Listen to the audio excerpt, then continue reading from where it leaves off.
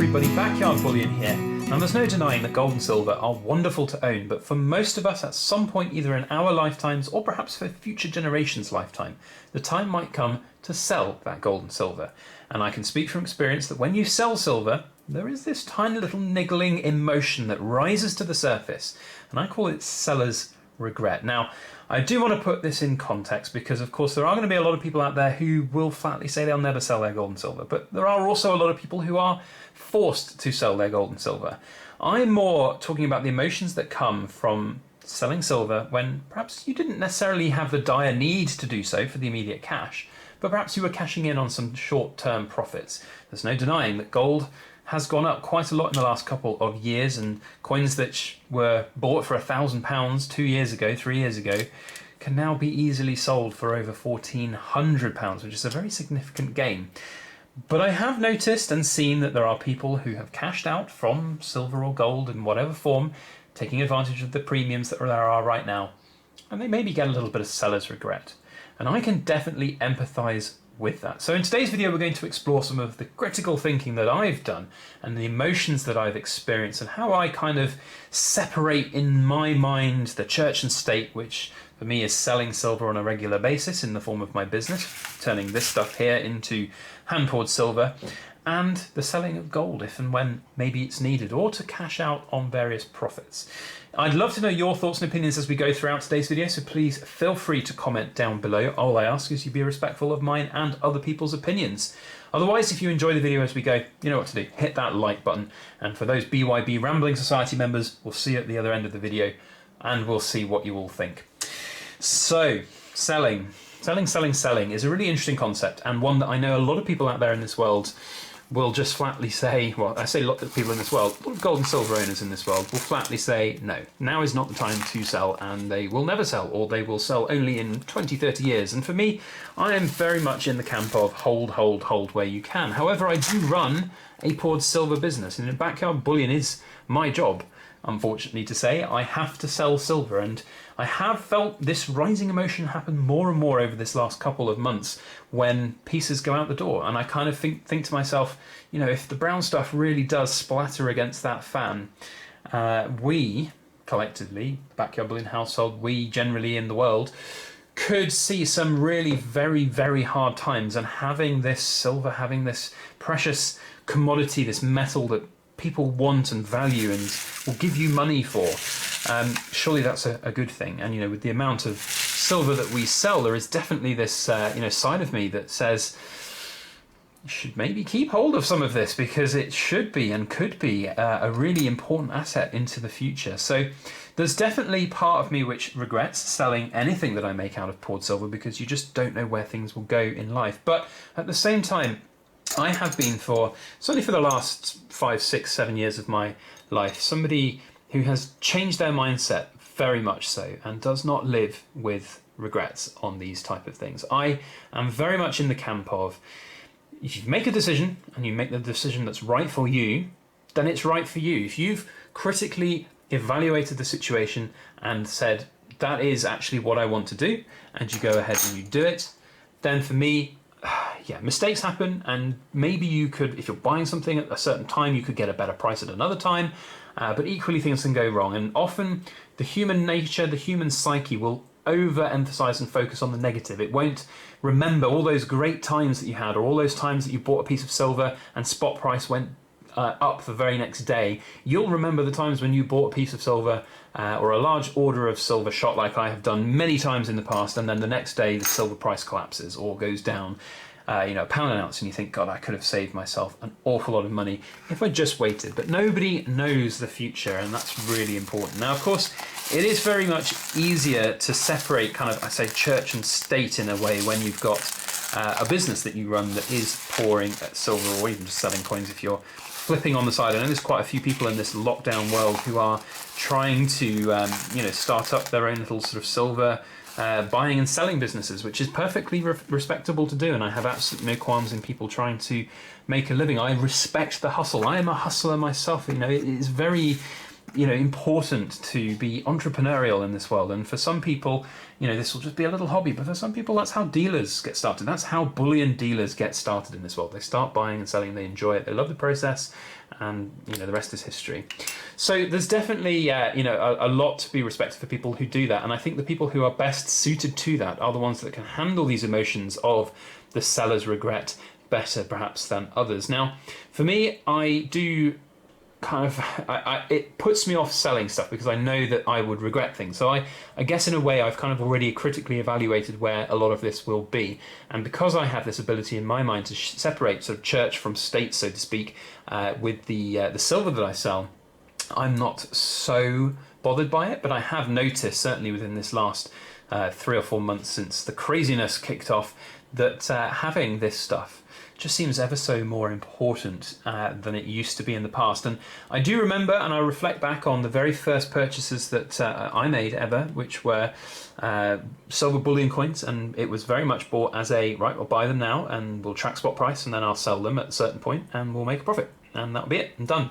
And that's the kind of way I've looked at a lot of investments that I've made across my lifetime, whether that be in stocks, shares, savings accounts, interests, bonds, whatever it might be. I've always thought it through and thought, yeah, okay, that's what I want to do. I'm going to do it, and I've never really looked back on it.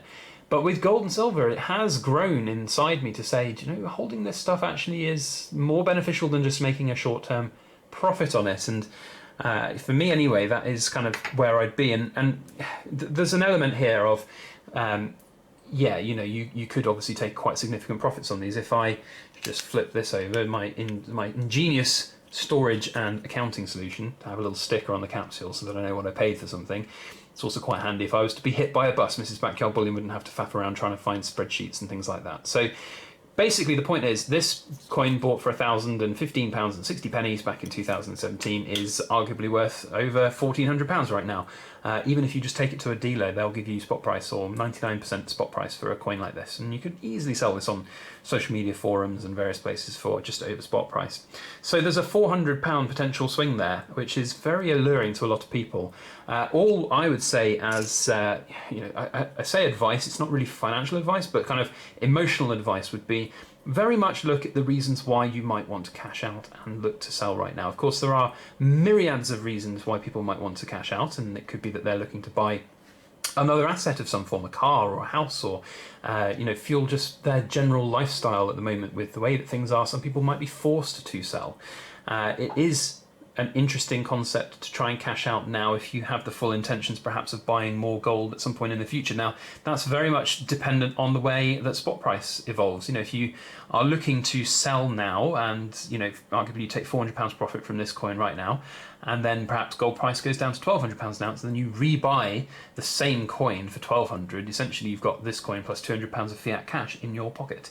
So there's definitely, ways to kind of justify things. And that's kind of where I want to lead this conversation, because beyond this whole kind of concept of selling and selling remorse and gold and silver, it's all down, ultimately, this is all coming down to human emotion.